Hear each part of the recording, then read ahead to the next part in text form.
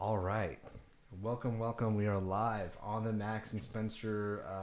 What did we call this again? Sorry, we have a title in our group. We do have a title. It's called "In the Future." Yeah. Dot dot dot. In the future. Yes, yes, yes, yes. So actually, let's kick it off that way then. So I think the thing that came top of mind to me earlier that I was dying to wait till the show came on for us to discuss was, and we talked about it a little bit offline as well, is the decline of college as a whole. So there's a perception that the decline of college education is going down. I don't know if everybody feels that way, but I feel that way. I think a lot of people who are in our industries of like marketing and technology definitely feel that way. But I wanted to get your perspective on that. Like let's start there. What do you think this is true, and if so, why? So you're specifically asking about the college enrollment going down, not the As quality of college going down. Good question. Enrollment. Good question. I think let's do both, but let's start with enrollment.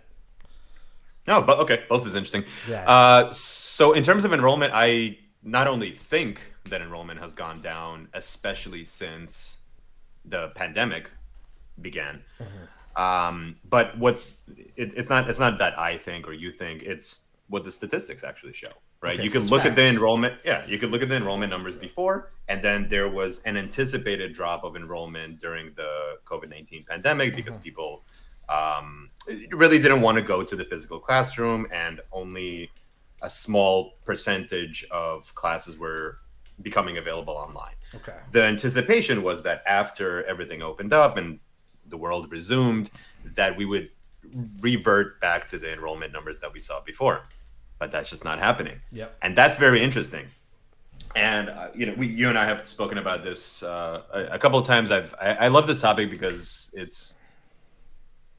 it gives some interesting insights into where society is, what we are starting to value more and less of, and really the path we're going in the future. Yep.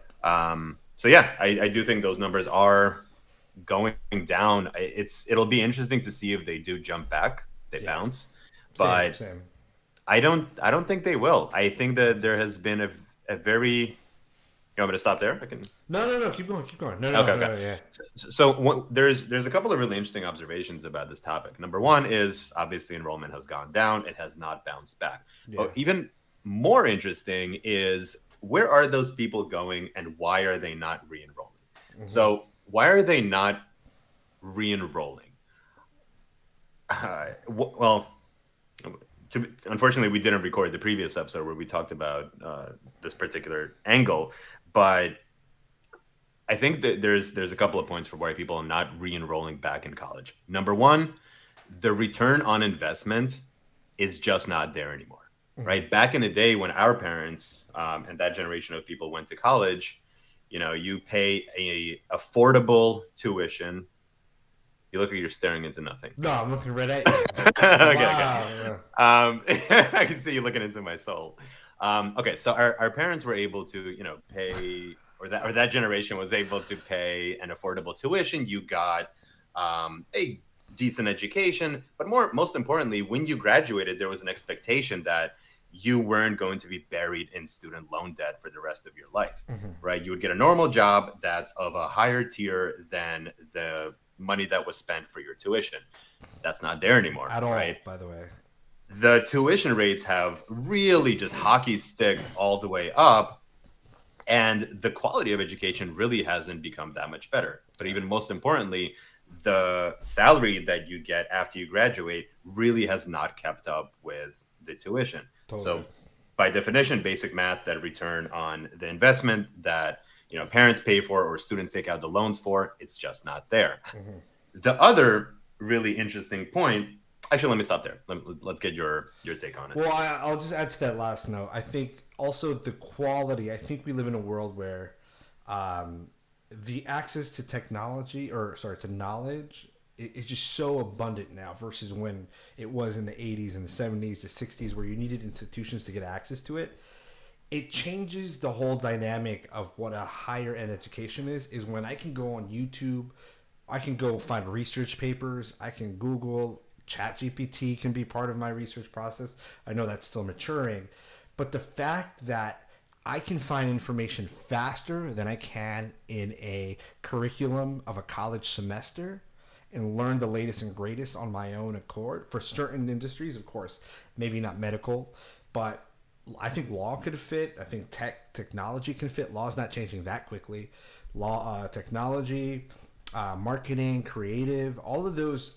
Most generally, even business trade and business skills, you can learn that online. I think the only exclusion really is probably medical to some extent, right? Like you can't online. But even in the future, there might be some way to do it once medical becomes done by a remote sort of robot. So I think in terms of the quality, I just don't think the speed of traditional college is at the level of the way the world is moving. So I think that is something. And then when you then incur all those things, add those things that you've mentioned, like rising costs, salaries not being like not catching up to the inflation levels of tuition and the cost of living, I just don't see how colleges can survive in the long term unless they make some sort of drastic disruption to the way they work, which is maybe it's not have a 4-year program, maybe it's a 2-year program, especially in a time where we know that people don't have the attention span to do 4 years. Like, think about it. How many kids probably right as they're graduating high school think like, I want to do coding, or I want to do, I want to be a creative person. Oh, 4 years. I don't know. I kind of learned all that already on YouTube, like for fun on the weekend. Like, why would I do that? I don't want to spend $50K, $100K. Again, there are things that you miss out on: networking, meeting people, community, in person, like actually doing things that are valuable to find those gigs on the long term. So I think maybe the as we see college decline, maybe, and I know I'm kind of going in different directions here, is that maybe it's finding a hybrid method of like self-paced, scheduled, with minimal some in-person interactions. Maybe it's parties or social, not parties, but like social interactions. Is like, hey, we're having a dance this weekend in this restaurant for this class. I don't know what it, but just I think it's just not the traditional way. It just doesn't seem worth it at this point. Yeah, I almost fully agree on most of the items that you said. So lots to unpack there. Let me start from the top. So access to knowledge, I think, is a huge one, right? Yeah. People,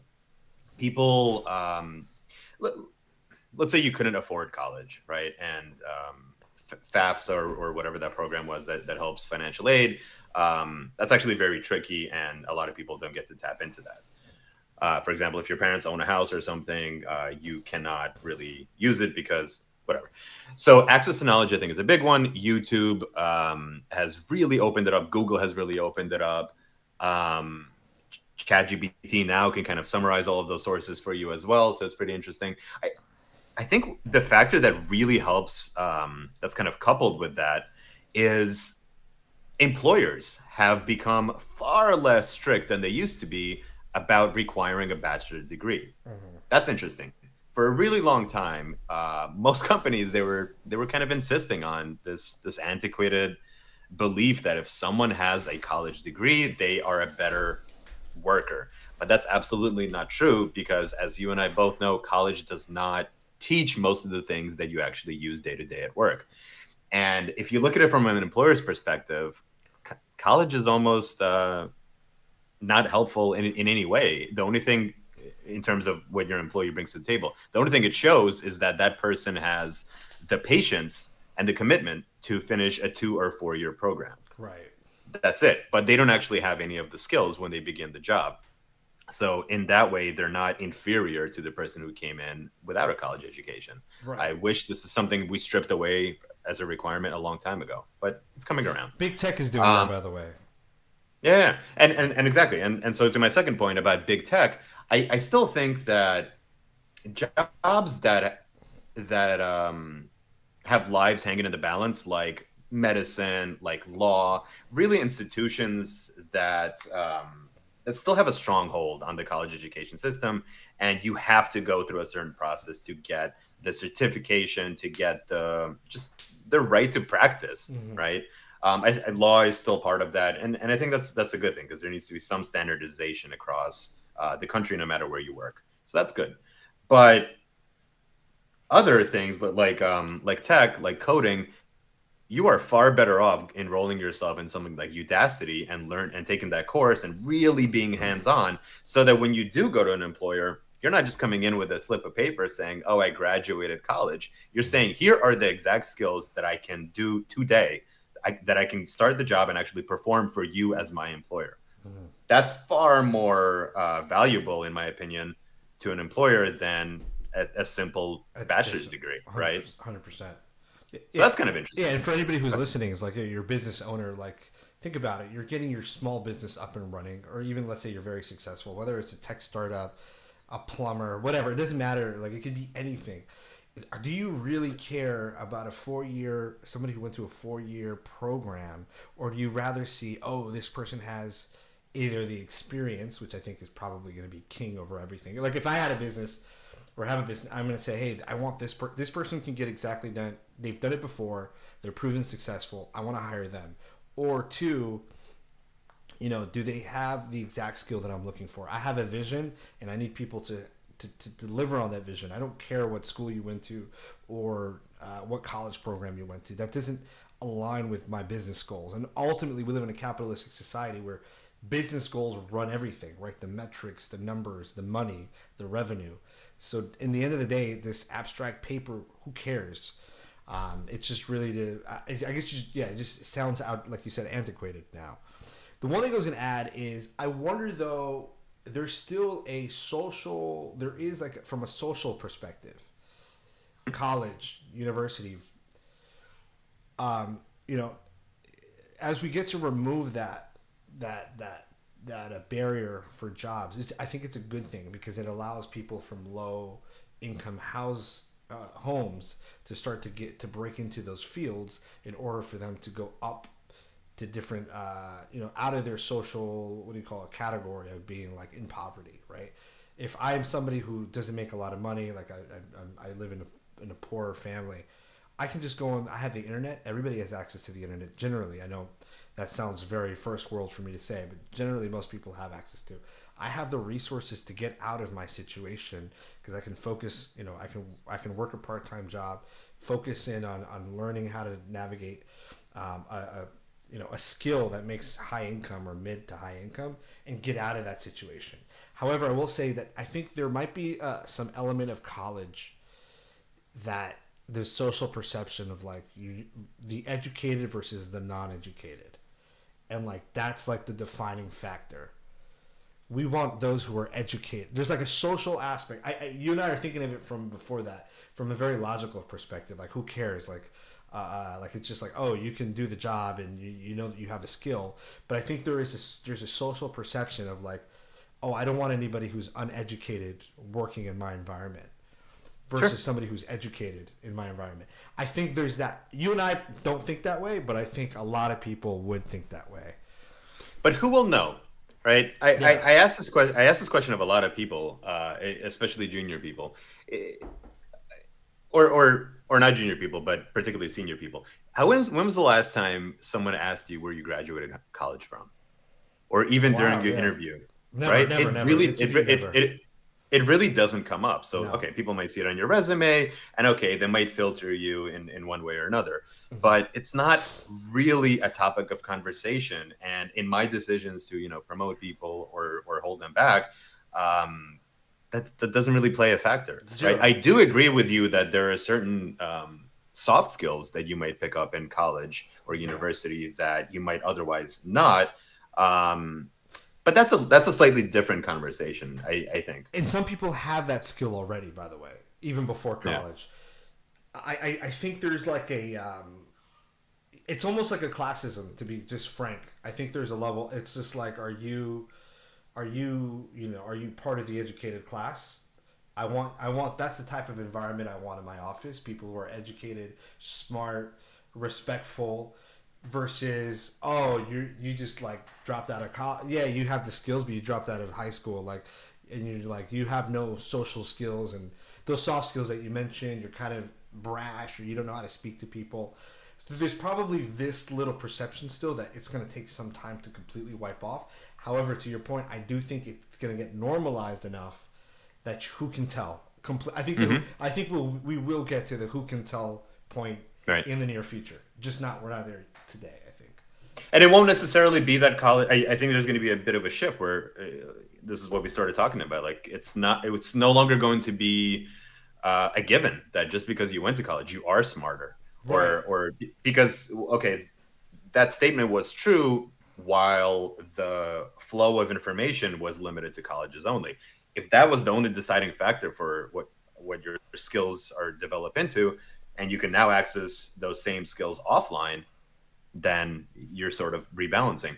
I think that there's a couple of other interesting points that I want to talk about. Yeah. So the reason, if you look at the actual rise of tuition and across all these schools, we can all, I think, agree that the quality of education has not increased. Okay, so Yeah. what are the tuition fees actually based on?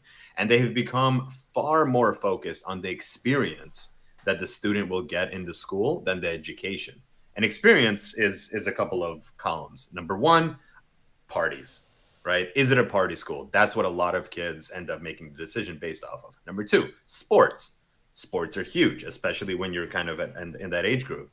Okay, if that's what we are deciding the experiences on, and also your dorm, your quality of living, like the people that you're kind of, the town that you're in, that's a very, like, it almost has nothing to do with education. And yet, when you are done with all of that in college, what are you left with? What are you coming to your employer with?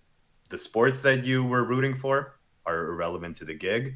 The people that you met, other than the networking, unless you're going into sales or something, are fairly irrelevant to the gig. So that's really it's almost like you attended college in a very selfish way, and it had nothing to do with the future, Right, right? right. Well, actual skills, right? Like actual, like Right. intelligent.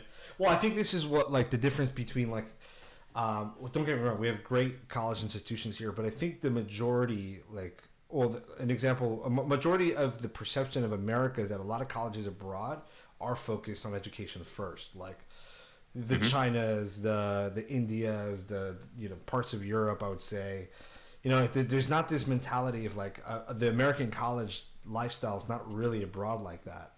The education abroad is like I'm going there to learn something and apply it. Whereas like the American perception of college is like I'm gonna go party and get drunk and like we've normalized almost like media.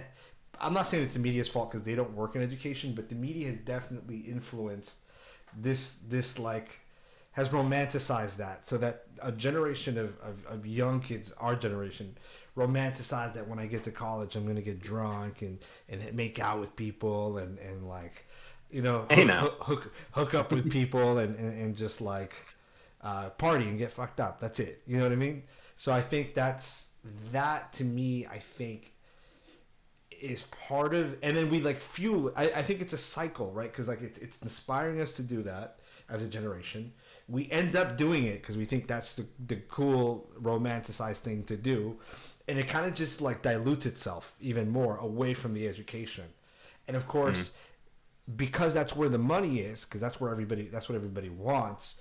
The institutions will invest in those things. So it's a cycle we can't break out of, in my opinion, unless there is a societal shift in thinking about college as a place to actually learn and apply and innovate. A place where I'm like, oh, I'm going to college to invent the next, I don't know, the next version of a car, the next internet, the next AI, the next lifestyle of how we're living. I don't think there's enough of that in going to college. Like, oh yeah, I'm going to college to invent like this crazy. I'm going to go to college. I'm going to go to the research facilities, and my whole goal in college is to help invent this whole new lifestyle of how we use the internet with AI and connectivity. Instead, is I'm going to go to college and I'm going to chill, dude. And yes, and we also spoke about people are not re-enrolling in college, Yeah. but it does beg the question of, okay, where are those people going, right? And one of the fascinating statistics that I saw was the rise of trade schools. that's not something we've seen in quite a long time, because everyone thought that the bachelor degree was where you wanted to go Right. for a brighter future. Now we know that that's no longer the case. And I think that's actually a good thing. What trade schools allow you to do is to develop actual skills, right? Right. Long time ago, we used to live in an apprentice type of society where you were, shadowing somebody who knew the skill. They would then pass that along to you, and then you would go and open up your own shop. The problem with that we were talking about today for a little bit is, what's your value as a freshly graduated employee? There is none. You don't really bring anything to the table. But if you go to trade school, you are learning an actual skill which will pay you as soon as you graduate, and you're coming into an employer adding a lot more value on day one. I think that's a good thing, right? Shorter programs, also, by the way, affordable tuition. Shorter programs, affordable tuition, all very great points. There's a lot of wealthy people, leaders in society, who, when asked whether people should go to college, a good portion of them I've heard say, college is not for everyone, but most importantly, a 4-year program might not be right for you. Start with a 2-year program. The same exact reasons you just said. Number one, you'll figure out, is school actually right for you? Secondary education right for you? It's an affordable tuition, and you could actually see where you want to go, right? What's the major that you want to go to? One of the things that has bugged me for many years about college is how early in your 4-year degree you have to select and be trapped by a major. When you are like, what year do you select it? Freshman, junior, or sophomore? One of those. I think it's end of sophomore. End of sophomore? That's even. Because I think it's you have to your last 2 years are really your major focused years. Okay. So that's later than I thought. But let's say end of sophomore, right? So at the halfway mark of your degree, you're kind of trapped. You have to decide on all these things. I at least in my experience, you actually had to choose it even earlier, because you had a bunch of classes that you had to take throughout those 4 years to meet the requirements of the bachelor degree. So that's tough, right? That puts a kid who's just out on his own, let's say at an away school, and he or she has to make that really difficult, pressure-filled decision of, here's what I want to do for the rest of my life. In my freshman year, I have gained enough knowledge, enough depth. I've been exposed to new things at enough of a level that I'm ready to make this decision. I don't know about you, but I did not feel that way in college, and I feel most people do not. But unfortunately, they're then locked into that, and so you end up graduating. You are stuck with that job. You are unlikely to shift careers. That seems like a recipe for disaster, or at the minimum, really unhappy people. I definitely know a few people who I think went down that path as well. Like, they probably, I talked to them, and they're probably like, I probably would have done something else. You're just like, damn, that sucks. That really sucks to be in that position. And yeah, who knows? Like, you're 17, you're 18, you're 19, you're not even 20 sometimes at that point. For you to decide what is it that you're gonna do for as your career, you don't really know. Right. And some people give you, some people. Again, I'm not a proponent of this. You're saying you should do this, but like, a lot of people, like, it's taboo to take a year off, right, to grow as a person, or it's taboo to hold off on choosing a major as late as possible. Like, I remember that being the case when I was younger. Like, oh, taking a year off, you'll never go back to college, or like, sometimes people need that. Like, some people need a break away from. Basically learn a little bit more about themselves, especially at that age, to really, before making a decision on what they're going to do for the rest of their life. Go do some exploration, try different jobs, try different part-time jobs, interact with people, and like, go ahead and mess up, make mistakes, like, rather than like, oh, I need to do it by the book. Like, I actually, one example, in my opinion, I think we have a friend that we both know, that I think kind of is this person, right?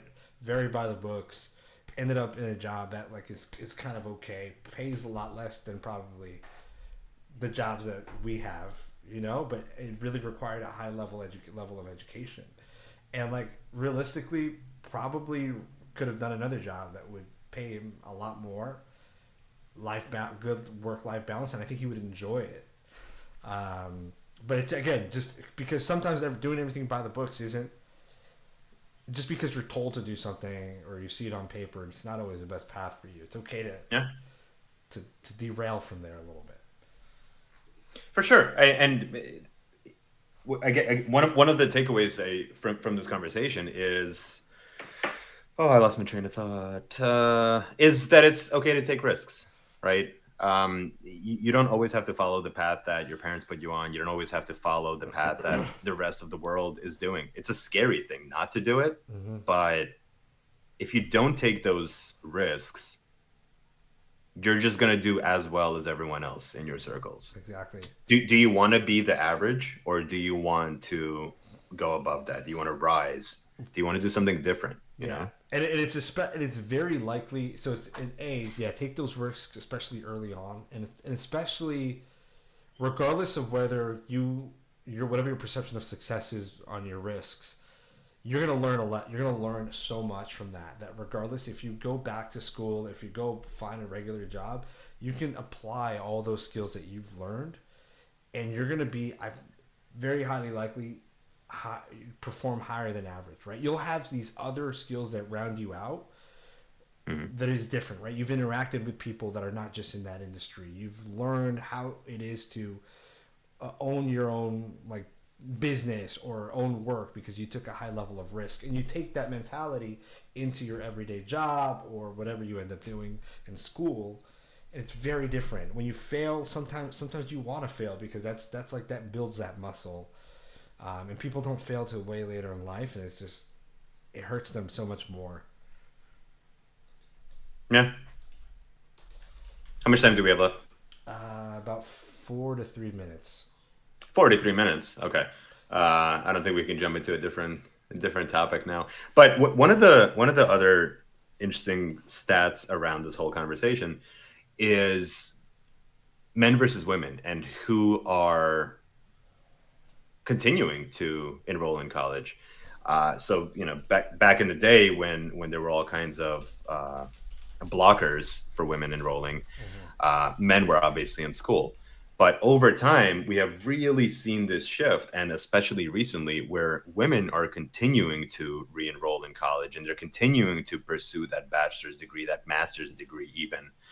And men are sort of flaking out. They are they are turning to those trade schools. They do want to make money from day one. Part of me actually thinks that men sort of miss being men, right? Like the manly men, like our parents, our fathers and their fathers. They Mm-hmm. were, I can't even mount a television without, requiring getting a couple of people here to help me out with it. Yeah. And so I think people do miss, working on their own car, not going to the mechanic, just like working with their hands and being able to do things. So part of me believes that that's why men are a little bit more drawn to these trade schools. Women are not really pursuing those mechanic roles or the plumber roles, where they're traditionally male jobs.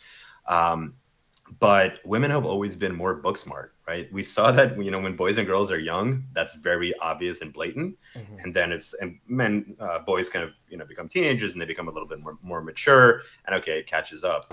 But women are always more textbook smart. Yeah, I'm kind that's of for blanketing sure. the statement, but That's for sure. it's pretty noticeable, They right? perform And so generally perform better in school as well. Yeah, that's a stat. most definitely, and that's a stat. That's a And stat. one of the things bouncing around in my mind is, well, if you're shifting towards a society where women are highly educated and men are falling behind more and more over the years, what does that do? Mm-hmm. Right? And it's not an unexpected scenario, right? Because the daughters of today are their mothers had to go through all of this, their mothers, and a lot of those older women, they encouraged their women and always kind of instilled in them that you have to make your own money, you have to go get educated, you have to be an independent woman. If you get a man that can provide like for you both when you get older, fantastic, but that is not something you should rely on. Yeah. Right? That should not be your mindset at all. And I think right now we're kind of seeing the consequences of that thinking, which is good. Women are continuing to become more educated, right? And sort of, I don't want to say playing catch up, but men, especially white men, historically have been the friction point for their advancement. And so I'm happy to see that that's finally among a bunch of other things that are happening in society, that's one of the factors that's sort of equalizing the playing field. But what will be 10 years from now, right? If you continue in this direction, what will be? How is that dynamic between boys, girls, men, women going to shift, right? You got a lot of guys that are sort of not in the right headspace these days, right? And not only in the United States, around the world too, right? Like people who just want to play video games, right? The COVID pandemic has really people who already had a hard time communicating with each other, or these two genders had a hard time communicating with each other. Now they've forgotten how to speak altogether, right? Everyone just kind of looks at their phone. No one really talks. These are all little things that are contributing to this society.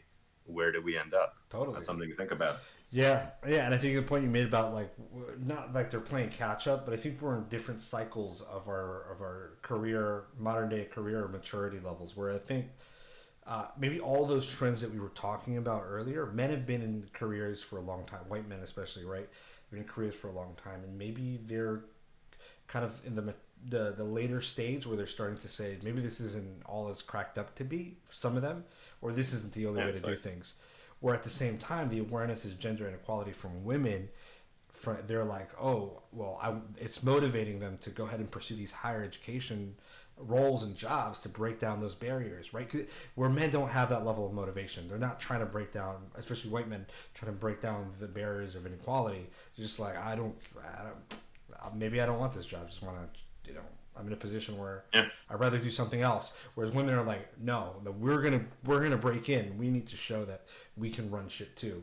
So I think that might be part of it, and that changes the labor market dynamics of women just being much more motivated to break through, get in charge, become leaders, managers, and break down the days of yesteryear. So that's probably it too. And so we're just at different maturity levels. Not maturity levels, but different.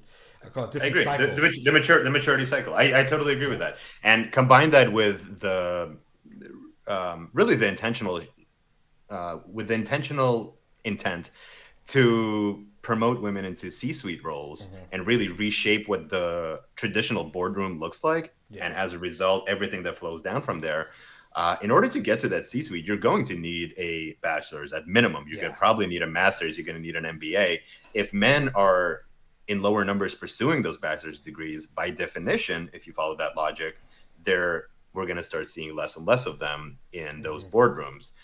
I actually think that having more women and less men in charge of these companies is a positive thing for society overall. If you think about the places around the world where only men are in charge and women are not present, it is a terrible place to be in. There's usually horrific decisions that are being made, and it's just not good for anybody. Yeah. So it's an interesting shift. I'm definitely going to keep observing it and just kind of seeing where it goes. Curious to see what's going to happen to all of these, long held institutions that we have around this country. They're going to, they're not just going to give up. They're not just going to fold their hands and close up shop. So what are they going to do?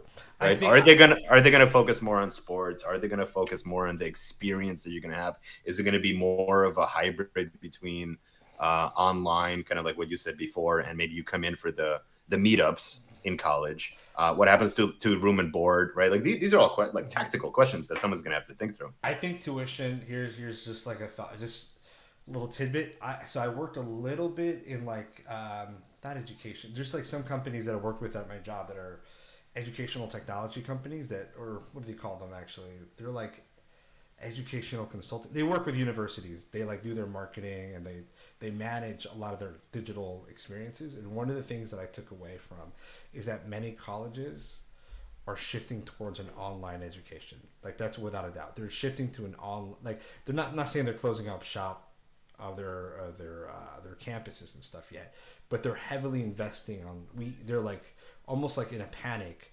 We need to move a lot of our courses online. And they try to get people to enroll online, even pre and post graduating. They want to keep them engaged with the college long term, even with that brand. So even if you graduate from Harvard or MIT, they want you to come back and take classes for a lifetime. you've got your master's, you've got your bachelor's. Great. We've got programs that are coming out online so that you can enrich your existing education constantly, but with us, and you're paying for it. So that's their business model. They're trying to keep you as a student for life in a digital format. So that's something to look out for. That's probably coming, which will be interesting.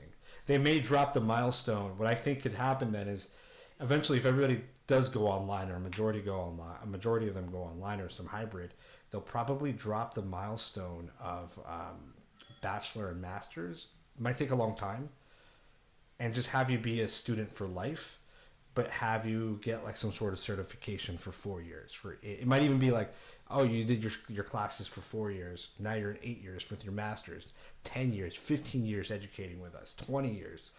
You know what I mean? Like, it's kind of like they're taking away the potentially. It's just something that I just thought of. They may just like certify you every couple of years. Like badges. Like badges, yeah. You've been learning with Harvard for the last 20 years. Like, good on you. Mm-hmm. Yeah, I think the word that you were thinking of before was MOOCs, right? The massive online like open courses or something like that. And those are the ones who generally work with them. Fully agree.